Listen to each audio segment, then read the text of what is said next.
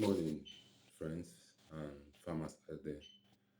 Today I'm not in the farm, so I really want to share one vital information. It's some personal experience, what I've experienced in recent time in the farm, and I also believe that viewers and farmers out there can also learn and benefit from my own experience, so that such mistake cannot be made. We know the time we live, and due to the fact that uh, things are very very expensive. Many farms and farmers are shutting down their operation, while some are actually looking for a shortcut in order for them to manage their farms. Some have decided to cut down the number of stock they have in their farm in order for them to stay active in the pig industry. However, some of the things that we do, we think is a shortcut. We are using it to harm our pigs. Protein is a major factor in pig farming, and if we're not getting the right protein in the food diet, the pig will suffer because pig protein is essential nutrient that are found in combination of food or materials in preparation for pig diet. If they are not there, the pig will lack, the pig will not grow. So because of the economic situation, many find it hard to get this protein source. In this part of the country where the cheap source of protein can be found in soya, or those who decide to use blood meal, those who decide to use groundnut. Because most farms that I have visited, what they depend on is soya.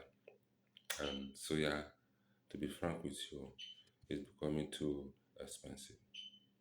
So I decided to say, since soya is expensive, make some research and discover that a lot of persons are using Barbara chaff, which is Opa chaff. Oh, it contains protein, it contains this, so many farms are using it, so many poultry are using it, and the birds are big, they are having positive results. So I decided to say, okay, let me try and see how it worked out. Well, I bought the Opa chaff, I decided to give it a trial, and I discovered that instead of the pig or piglet continue to add weight, they add weight in their tummy. Why? After consuming, you discover that their tummy will be fat, will bulge out. For 2 or 3 days, it will still remain that way. They are not growing. So I decided to make some research. Now find out that instead of making the piglets to grow, I'm harming the piglets. What may be the cause of that stunted growth, or what will be the cause of that bulging of the stomach? Now discover that there are some cereals that contains certain mold or fungi. If it is not removed, it will have detrimental effects on our farm animals. And that makes me to remember those who use soya bean, before they use that soya bean, both for human consumption and for animal consumption, they will first of all fry it. And after frying, there are some chaff that always fly out of it. Now discover based on my research that all these cereal crop contain what we call mycotoxin. And these mycotoxins are produced by certain mold that can be found in food, can be found in cereal, can be found in nuts, they can be found in spices, they can be found in dry fruit, apple and coffee beans. Some can be removed under certain temperature, but there are some that cannot be removed. And inside that mycotoxin, we have some branch. We have the aflatoxin, which can also be found in this Barbara nut. It cannot be removed by heat. In fact, you heat it up. 80, you can only remove 20% of it, and you still have 80% of these toxins on Barbara nut. So after making this research, and I discovered that there's no shortcut.